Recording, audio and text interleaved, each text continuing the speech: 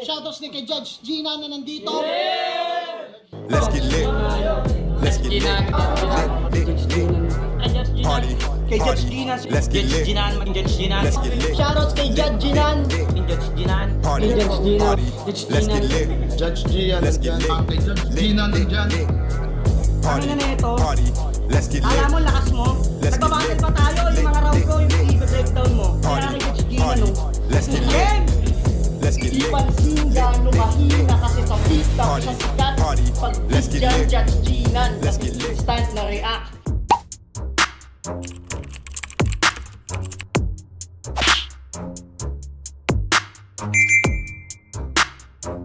In the yeah, put 'em in the yeah.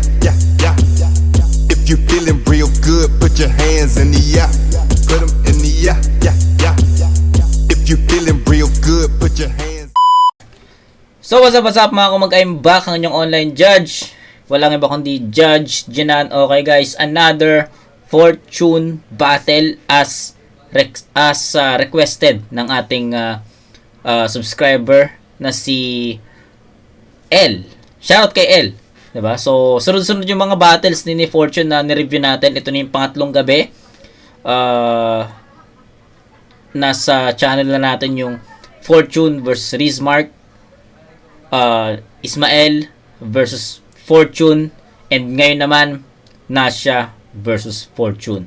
So, i-movie marathon nyo na kung isa kayo sa mga fan ni Fortune. I-marathon nyo na yung mga, mga reviews ko para sa battle niya. And so far, sobrang consistent ni Fortune. Yun. Alam ko, meron pa akong isang battle na na-review ko. Yung laban niya ata kay Sisik. Tagal na eh. Siguro, basta, matagal na. Hindi siya kasing dikit-dikit na itong battle na tatlo. Way back, siguro. Di ko lang sure kung, mga June siguro. I don't know eh. Pero ayun, shoutout ulit kay L sa request na to, Nasha vs Fortune. Hindi ko na patatagalin. Umpisa na natin to. Game. Nasha vs Fortune. Let's go.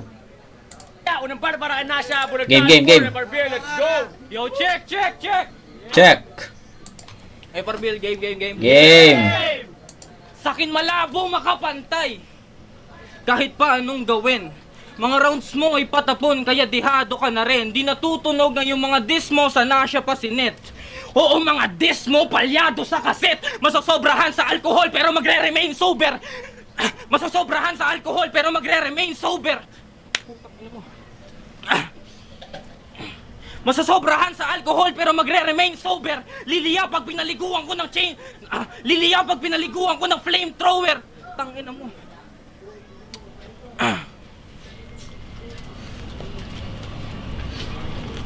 Sapa. Game. Masasobrahan sa alcohol pero magre-remain sober. Liliya pag pinaliguan ko ng flamethrower. Masusunog lahat ng laman mo, it's game over. Pagsisisihan yung binigyan nyo ng fortune yung chain smoker.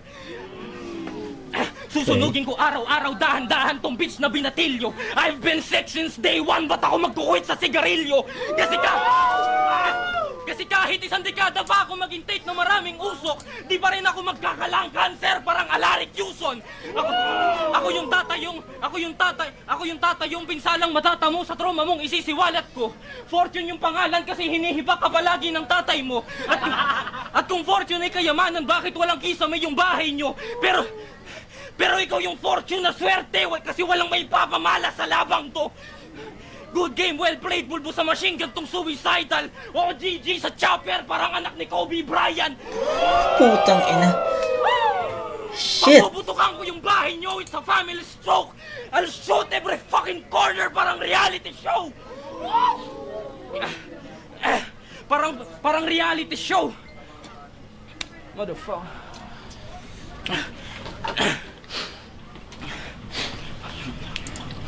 Putang ina, lakas na ito. Malakas tong Nasha.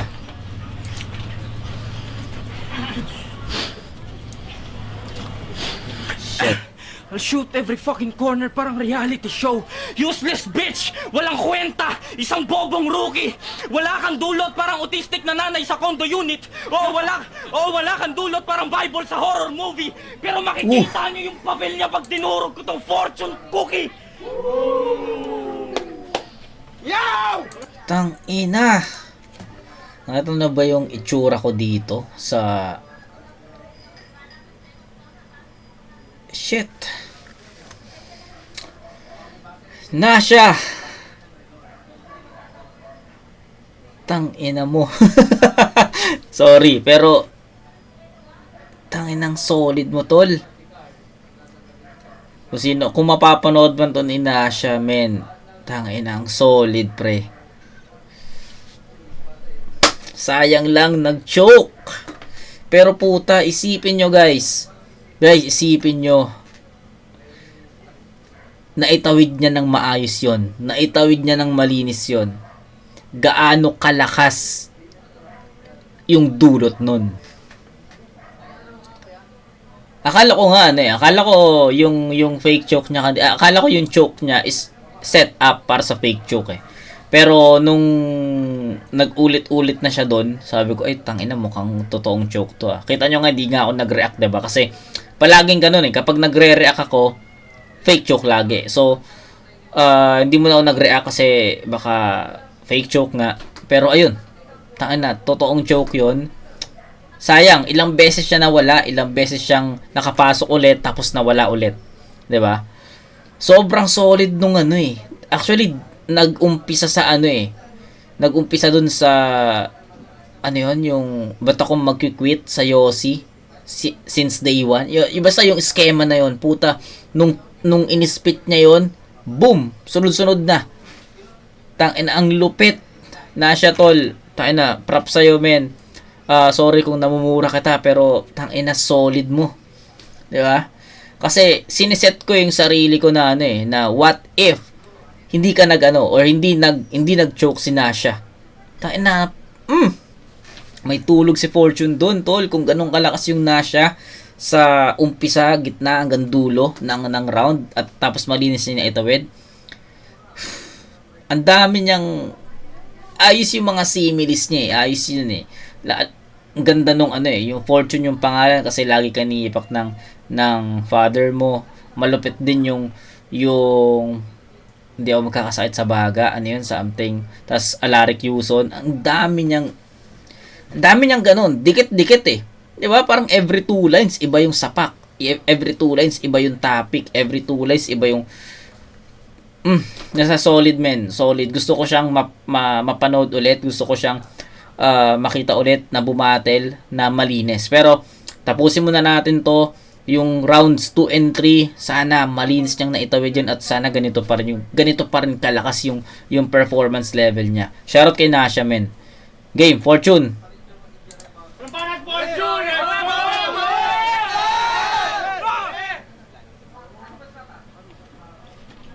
Game. Unang laban mo sa Flood. Ain't that a great thing? Tapos ngayon may masisibak sa debut. Birthday sex ng 18. Initiation mo ngayon. Ulit. Isibak sa debut. Birthday sex ng 18. Initiation mo ngayon. You're gonna feel Ganun some ba yun? pain. You're gonna see some ass whooping na parang hazing. Unang laban mo sa Flood. Anong malakas ka sa pulo? Fuck your daydreams. Nasa FRBL ka ngayon, you won't stop my straight wins. Kahit ako yung dayo sa branded, I will fucking break him. Sa 40 ka magtatanda na parang signs of aging. Kaya what's up, Nasha? Okay. Alias ginto sa underground. Kasi di ba na-review ni Tito Shernan yung laban nyo ni Uno Mas? Puta godlike na. Kaso di pa rin pinapansin yung mga punchline niya. Kung ginto ka talaga't hindi yan panggagaslight, bakit di ka pa rin kuminang kahit may spotlight na? Kasi sa laban nyo ni Uno Mas, peking angas dinala, choke sa round 3 si Ungas, nalimutan linya niya tas aasta kang malakas, pues yung yabang ibaba, kasi kung yung Uno Mas, edi di ka pinaka. Talo kay Uno Mas, talo kay 7K kasi nga di ka pang malakasan. Talo kay 5 ngayon ako pa ang ginusto na makatapatan. Uno mas 75, Fortune, puta di pa bahalatayan na di mo na kaya manalo kapag may bilang na ang Okay, sabi na nga. nakalaban. Kaya Panis! fuck you mean ginto. Galing. Aaminin ko meron kang highlight. Ang ganda nung ang ganda nung setup. Tapos habang ini-spit niya yung mga pangalan na tumalo daw kay Nasha, halata mo kaagad na about sa number yung pinaka punchline eh. So ayos 'yun. Lights. You had some moments great, pero yung rookie di nagiging superstar because of the points they make. Kumbaga ako, Steph Curry shooting in longest range, habang ikaw, Jordan Poole, wala ka sa Golden State. Kaya, di ba isa ka rin sa mga feeling God sa lyrics? Yan ang lagi niya na boka. Pues sa ma-kill all these gods, ako yung Kratos na pangontra. Ako'y gutom sa battle at ikaw yung lalamunin ko ng sobra. Kaintong katawan ng Diyos, parang nag-food trip ako ng ostya. Okay. Ako mortar, ikaw boga. Pikulo sa bomba. Nag-iingay ka lang, ako pang gera mga obra. I-expose ka sa lahat at ibang klase to na trauma. Iiwanan kang wasak at hubad, literal kang di makakaporma. Pati ang grupo mo na kreyo, iiwanang sabog ang mga tropa. Parang Christmas party nyo, tas yung pagkain nyo may droga. Ikikiskis ka sa pader at ibang klase to na trauma. Uubusin, ikikiskis ka sa pader at ibang klase. Ikikiskis ka sa pader, ididiin ko pa ng sobra. Hanggang sa kreyong to'y maubos, ako'y maggasto sa Crayola. Time basura.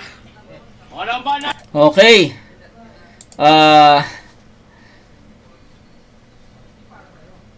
Hindi ko alam kung magugustuhan niyo yung sasabihin ko, pero sa tingin ko kailangan nating timbangin ng doble to. Diba? Dobling timbangan ang kailangan natin para malaman natin kung sino yung kasi ang torn ako eh. Torn ako, tol.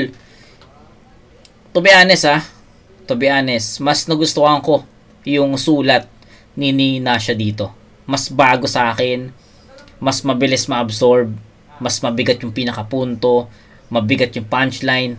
Ganun ko na-appreciate yung round ni Nasha. Tapos every 2 lines merong sapak.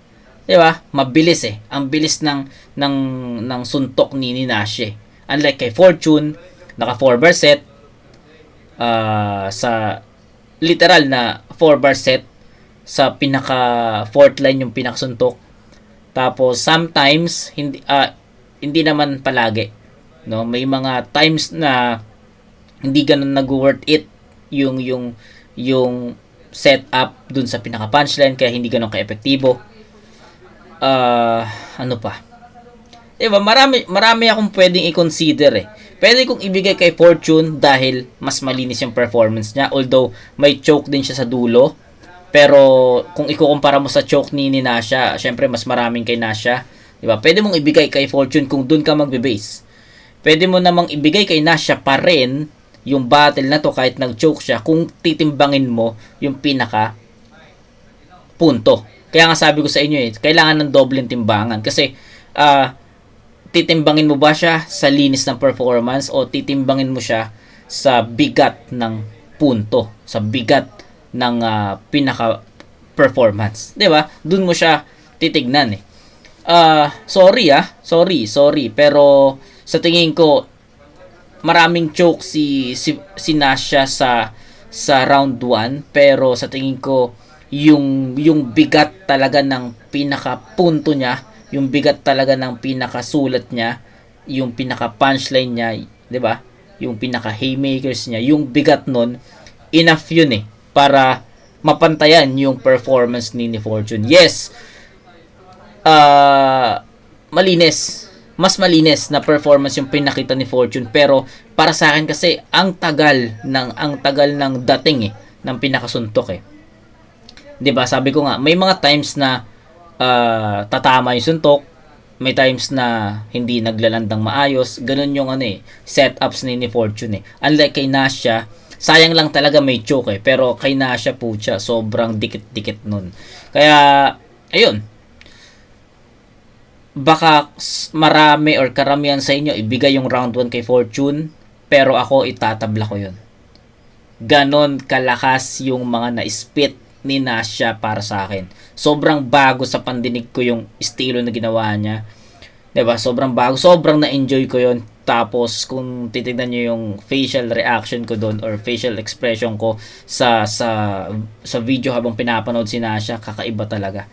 Nararamdaman ko yung yung bawat linya, nararamdaman ko yung impact, yung bigat.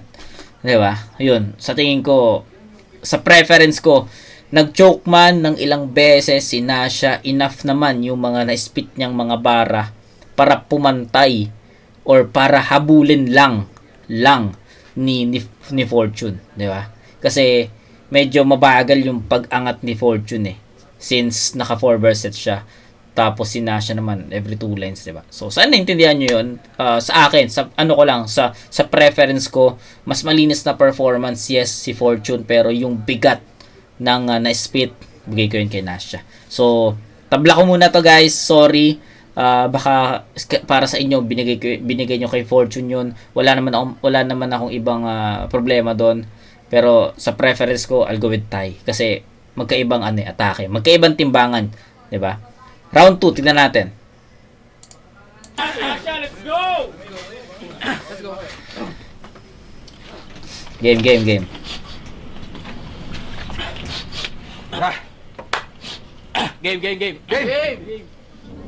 Exceptional yung skills.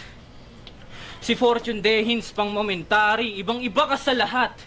Pati sarili mong vocabulary, sa sobrang unique niya at pagiging extraordinary, siya lang yung nag-iisang taong tinigasan sa bold ni Wally. Alam namin na bading ka, di mo kailangan na itago.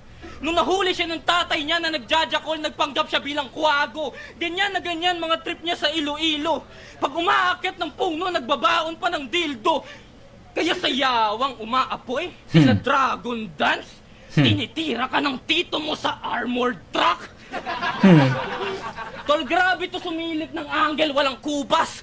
Para akong tito mo kasi napalu... Putulin ko lang. Si Nasha, para siyang si Lanceta, no?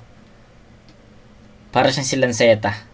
Sa akin, sa sa preference ko, na kaboses niya si Lanceta, basta para sa akin yung Nasha may pagkahawig sa estilo ni Lance, 'di ba? Abangan natin to si Nasha, guys.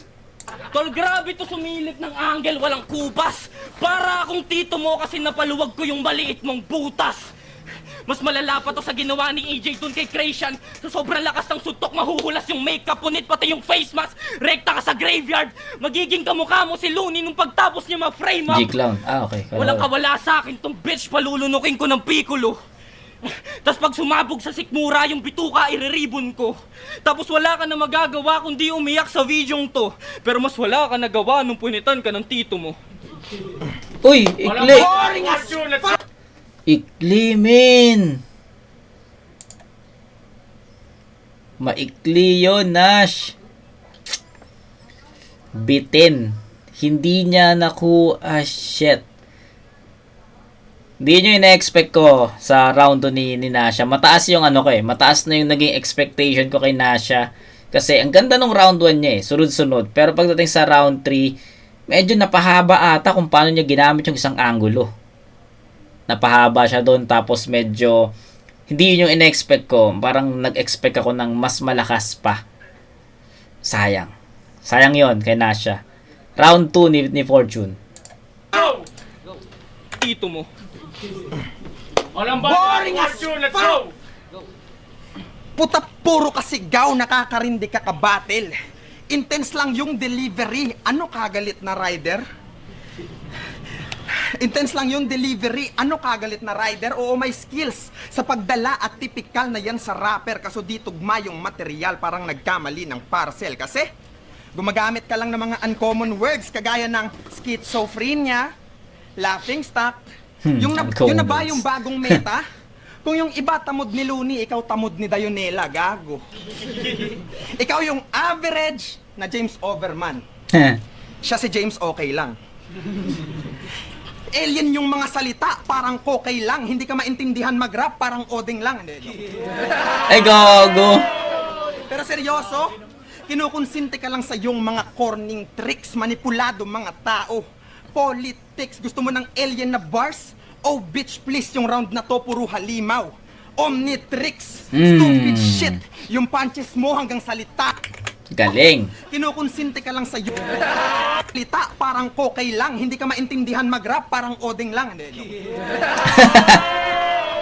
Pero seryoso, kinukonsinte ka lang sa iyong mga corning tricks, manipulado mga tao. Politics, gusto mo ng alien na bars? Oh bitch please, yung round na to puro halimaw. Omnitrix, stupid shit. Galing, yung no? punches mo hanggang salita lang, hindi pang acting yung verse, mas matunog. Ako sumapak. Literal. Action speaks louder than words. Pagitan natin pang kalawakan. And boy, I know it hurts pagkat iba yung alien lang yung term sa out of this world. Durog ka sa sarili mong estilo. That's how I'm setting the bar sa pag-set sa inyo ng standards. I am playing the part, wala mang tagatulak. Sa pag-abante, di ako titigil hangal. These four wheels still continue to drive, wala mang gasolina. Electric na car. Magkalaban tayo pero ikaw mismo aminadong elibs ka par. Kasi mga nauna mong nakalaban, lahat basic ka spar. Ngayong nakatapat ka ng malakas. Ako'y authentic mag-bars. Mapapa-back out ka ngayong ako kadismo. J. Cole kay Kendrick Lamar. In-expose pero dinaya ko pa rin fake na style mo. Pinakita kong madaling gawin, dehins hard. O, style mo ginamit ko saglit, delikado, dinurog at sinubo pabalik. Break it down, yo. Mag-rap ka. Okay. Sa round 2, eto, dito na nagkaroon ng clearance para sa akin. Magkaiba eh. Magkaiba yung naging performance nila. Round 1 ni Nasha, para sa akin, even ang dami niyang chokes doon, ang dami niyang stumbles, para sa akin, yung mga na-spit niya na lines doon, very effective, very impactful, tapos ang bigat pa. Then, pagdating sa round 2, ganun yung in-expect ko na ganong power, ganong energy, ganong ka-agresibo, ganong ka-intense. Ganun yung in-expect ko. Pero, unfortunately, hindi yun yung nakita ko, hindi yun yung napanood ko. Kundi, mas mababa. Umikot sa isang angulo si Nasha, napahaba niya yun. Tapos na. Medyo bitin para sa akin. 7 points para kay Nasha. Tinabla ko sa 8 yung round 1. Di ko pa na nabigyan ng score. Tinabla ko sa 8 yung round 1. Para sa akin, sobrang bigat talaga nung inispit ni Nasha doon. Enough yun. Even nag-joke siya, enough pa rin para mataas yung mabigay ko na score doon. 'Di ba? Feel ko siya ata yung pinaka first time na mabigyan ko ng 8 puntos kahit na nag-choke ng ilang beses. Feeling ko sa dami nating video, feeling ko si Nasha yun na bigyan ko ng ganun first time. 'Di ba? Ganun kabigat yun. Okay. Second round, bibigyan ko ng 7 kasi medyo laylay nga si Nasha. Round 1 ni Fortune, para sa akin yung linis ng performance yung pinaka nag-angat kasi syempre una sa lahat kitang-kita naman na malinis yung naging performance ni Fortune sa round 1 and hindi natin pwedeng i-disregard yun, pero kasi medyo napahaba yung mga setups tapos hindi ganun ka enough or hindi sapat, hindi ganun ka convincing yung pinaka punchline or haymakers para dun sa mga setups na yun. So para sa akin, tinabla ko muna kasi magkaiba yung naging timbangan. So mahirap timbangin yung bigat ng punto, bigat ng mga punchlines versus sa linis ng performance Mahirap Pwede mong sabihin na mas okay yung malinis na performance. May mga opinions naman na mas okay yung bigat. So ako, since nasa magkaibang timbangan sila, nasa magkaibang category sila, tinabla ko yon para fair. Okay. Round 2, yun nga, nabanggit ko, bumaba yung performance ni Nasha, 7 points for him. Kay Fortune naman, sa tingin ko, mas nakuha niya to. Bigyan ko ng 8 points si Fortune dito. Sa akin naman, consistent yung atake ni Fortune, tapos mas kumo-connect siya compare sa ginawa ni Nasha kanina sa round 2. Okay? Yun lang, ganun lang kasimple. Mas kumokonekta lang, mas mararamdaman mo lang yung pinaka punto ni ni Fortune dito. Unlike kay Nasha. Tsaka maraming angulo si Fortune dito. Unlike kay Nasha na medyo umikot lang sa isa tapos diba? Hindi niya totally nakuha yung momentum. Fortune ako sa round 2. Malinaw yun para sa akin na nagkaroon talaga ng clearance or ng gap sa round 2. Sa round 1 di ako makapag-decide eh. So yun. Round 3, pakinggan natin. 8-7 sa round 2. Let's go!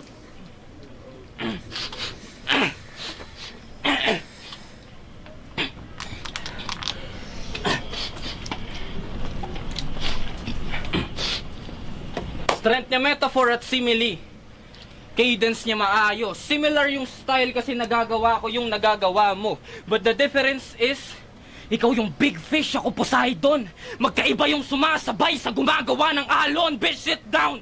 Ako babasag sa egotistical mong mindset. Butas ka 3 rounds pag tinusok ko ng trident. Madadali ka ng fork parang knight sa Queen at Highness. Ginamit Lupit nun, gagi.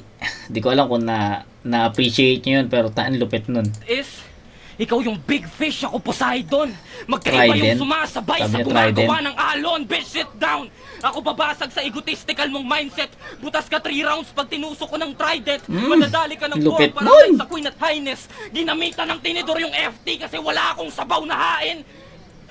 Ito'y overkill, walang overtime. Lamot tong hopeless guy kasama kanyang corny lines. Ikaw yung Japanese na Voltes 5, ako yung atomic bomb ni Oppenheim.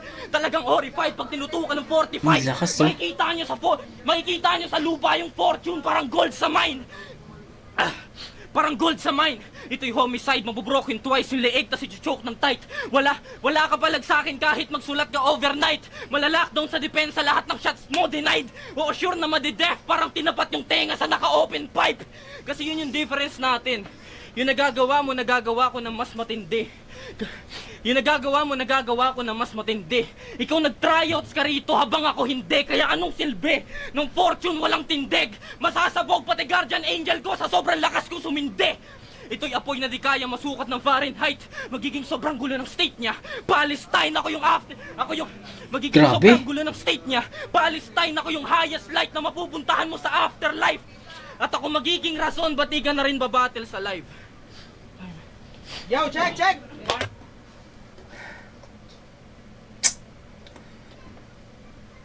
Crucial. Tangina.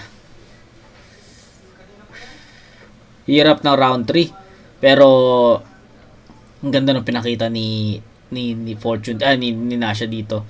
Sing level niya yung round 1 eh. Yung giggle. Sabi ko nga 'di ba, yung giggle, yung aggressiveness, yung intensity nandun eh. 'Di ba? Gusto ko yung mga ginamit niyang references. Lalo na yung tusok ka sa akin, yung tinusok ng trident, 'di ba? Ang lupit nung 3 rounds tusok ng trident. Yun talaga yung pinaka nagustuhan ko doon, kaya inulit ko yun eh. Ganda nun. Crucial yung round 3. Pakinggan natin. Round 3 ni Fortune. Round 1 niya kay 7K. Nirhyme niya yung forever sa 4, 5, 6, 7. Ha! Puta, dapat nag-flip top ka. Akala ko ba slant rhyme lang? Ba't yung sa'yo zigzag na? Pues ngayon, rap mo na pang kulang-kulang, di perpekto. Rap ko may flow sumasabay pa sa metro. Lahat ginagawa di lang tugma ang sikreto. Rakang namulto sa rap kong imbento. Pakitaan kita ng elemento. Patay sa akin tong sa pagtugma, may depekto. Wak, mga barang ginawa sa enkwentro. Nagpapalusot ka na lang sa iyong kwento. Slant kasi di kayang tumugma ng diretso. Kaya, slant kasi di kayang tumugma ng diretso. Ano, kaya mo yon? Hindi mo kaya yung tanga. Kasi you're a fucking stupid. Nagmukha pa akong veterano kahit parehas tayong new kid. Bali-balita sa pulo, sobrang lakas mo raw na newbie. Ako nung debut battle ko, akala nila di ako rookie. Kaya, sa laban nyo ni Uno Mas, check nyo sa video. Andun ako sa likod mo. Sa inyo ay hangang-hanga lang. Di pa ako bumabattle nun sa live. Ako'y tamang suporta lamang. Ngayon mo ako yabangan para lang magkaalaman. Bakit nakita ka lang sa camera nung ikaw na mismo ang may laban? Parehas tayong aspiring tol, konting suporta lang kailangan. Ako, kahit walang battle sa event, nakikipag-ingay at palakpakan. Ngayon, anong pakiramdam ng tayo ay magkatapatan? Na yung dating nasa likod mo lang, ngayon dinudurog ka ng harap-harapan. Kaya, Wala nang kwenta pagdating sa gera, yung mga letra mo at antics. Ako pagdating sa war, may art. Malason sa mga tactics, sasakupin tong pulo ng walang takot. Ako yung Genghis Khan na artist, Mongolyang gagamitin pananakop. Gamit na armas ay lapis, top tier ka sa pulo. Dito ka bilang ka sa wacklist. Hindi ka uubra sa flood kahit sa bagyo ka pa mag-practice. Kaya pulo, wala nang chance ang makaahon itong bobo nyo na artist pagkat lulubog tong pulo sa flood. City of Atlantis, kaya tumira ka na. Nice. Tira pa. Fucking empty every dose. Magpakahay ka na't lahat ibabagsak. That's how it goes. Kahit magbato ay dehins dope. Kahit magdamo ay dehins goat. At kahit na ako yung fortune, you're the ones getting smoke.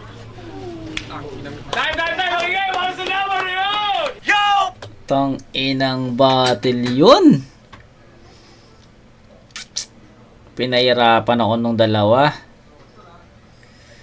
Damn. Pinahirapan ako nung dalawa, men.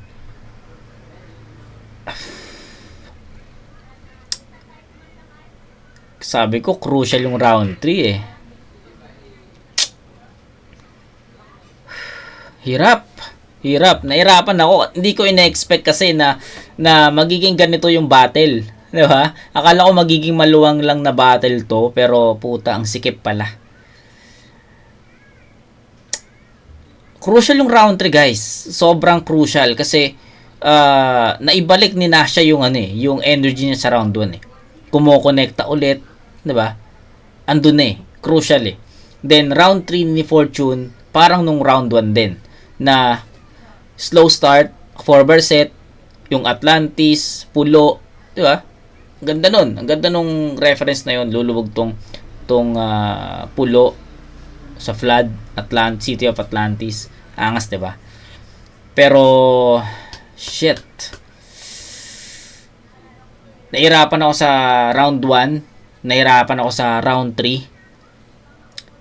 Di ko alam kung di ko alam kung magkakaroon ako ng kaparehas na boto dito, pero siguro sa live iba. Feeling ko iba sa live. For sure kung napanood niyo to ng live, iba yung magiging take nyo dito. Sigurado ako. Pero nandito tayo sa YouTube eh. Andito tayo sa replay. Andito tayo sa online, 'di ba? Hindi ko alam kung mag-agree kayo, pero round 3 bibigay kong tabla 'yon. 'Di ba? Sa akin lamang talaga sa akin yung presence ni Nasha. Tangina, tingnan nyo kung paano mag-perform si Nasha, men. Hindi siya, ang hirap mag-explain eh, pero hindi siya nagpapabata, hindi siya nagpapadaig. Yung aura niya nandun pa rin, yung presence niya kahit na nag-joke siya, 'di ba? Andun pa rin. Hindi nawala, hindi natinag, hindi nawalan ng pag-asa, hindi nawalan ng charisma. Walang ganun. Instead, pag nag-choke siya, bawi, ipon, todo. Choke, bawi, ipon, todo. Ganun yung performance ni Nasha. Hindi siya tulad ng ibang MC na pag nag-choke na mawala ng gana, suko, bitaw, white flag. Hindi eh. Si Nasha, nakita niyo ba yung round 1? 'Di ba? Ang ganda ng performance niya. Nag-choke siya, binawi niya ulit, ginapang niya, nakuha yung momentum ulit. Ang daming punchlines na kumonekta, naputol. Nag-choke ulit, matagal. Pero still, 'di ba? Andun pa rin yung fire. Andun pa rin yung apoy eh. Hindi nawala. 'Di ba? 'Yun yung gusto kong explain sa inyo. Round 3 ni Nasha ganun. 'Di ba? Di ko alam kung i-count nyo as sa choke 'yon, pero feeling ko nag-pause lang siya dun eh. Kung i-count nyo ng choke, walang problema, pero para sa akin nag-pause lang siya doon tapos spit ulit. And then para sa akin yung energy niya doon sa round 3, yung effectivity ng returns niya sa round 3, same enough para doon sa round 1. 8 points ibibigay ko kay Nasha sa round 3. Fortune sa round 3 halos magkaparehas din. 4-bar set, punto rin nandoon, bigat ng pinaka-haymaker, kaso ang pinagkaiba, mas marami si Nasha eh. Yung haymakers niya mas marami kasi nga naka 2 bars siya, naka every 2 lines iba yung pinupunto niya. Kay Fortune kasi naka 4 bar set eh. Although may mga 4 bar set din naman si Nasha, pero para sa akin mas marami pa rin talagang pumapasok na punchline to si Nasha, 'di ba? So round 3 magkaiba ulit ng timbangan, pero sa tingin ko yung round 3 tabla. Round 2 doon lang nagkatalo. Kung hindi kayo agree, wala namang problema. Kung hindi kayo agree, pwede nyo panoorin ulit. Then i-judge nyo siya para sa inyo kung paano nyo nakita yung ganong laban. May mga bias dyan kasi baka sabihin nyo round 1 malinaw Fortune. Naiintindihan ko kayo kung binigay nyo talaga kay Fortune yung round 1. I get you, diba? Naiintindihan ko kayo. Alam mo yun, kasi madalas ganun eh, diba? Madalas talaga ganun kasi marami nagsasabi na yung performance matters, diba? Pero sa pinakita ni Nasha, hindi ko pwedeng i-disregard yung ganong kalakas na linya. Kaya tinabla ko yun. So, yun lang naman. Pero naiintindihan ko kayo kung ibibigay nyo yun kay Fortune. Pero sa akin tabla yun. Round 2, doon nagkaroon ng clearance. Malinaw yun Fortune in terms of structure ng sulat. Although, si Nasha naging pababa yung energy. Pero, iba pa doon, naging maikli yung round na yun para sa akin. Then, round 3 ni Nasha, nakuha niya ulit yung momentum. Kay Fortune naman, may isa, dalawa na mga haymaker. Kaya, enough din para umangat. Pero, sa tingin ko, mahirap bigyan ng judgment yung round 3 dahil nasa ibang kategory ulit sila. 'Di ba? Yun lang. Sa tingin ko, I'll go with the Fortune sa overall performance. Round 1 tabla, round 3 tabla, round 2 Fortune. So, final score 878. So, that's 23 points. Tama ba? 8, 16, 7. Tama. 23 points for Nasha. Kay Fortune naman, ano ba to? 888, 24. Tama. Ayun. 878, 23, 888, 24. So, ayun yung final score. Dikit lang, sobrang dikit lang. Round 2 nga lang yung Round 2 nga lang yung naging malayo yung agwat para sa akin. Pero rounds 1 and 2, sana naintindihan nyo yung punto ko, yung explanation ko, kaya ako binigay ng tabla yung 1 and 3. Yun lang. Judges. Wala, kay cricket lang. TLC with Black Manila, Hustlers pala ng 0. Maraming salamat. Yeah, alam nyo na yan. Pero ang boto ng Urado, 3-0 para kay Fortune. Si Josh, sorry, shoutout ulit shoutout sa mga tropang pumunta, shoutout sa mga sisik, shoutout, at saka Sinigal J, lahat. Shoutouts lang kay Fortune lang. Creo, Bulo, Sisig. Shoutout kay Sisik. Putang ina, no. Pero judges tayo. Sayang.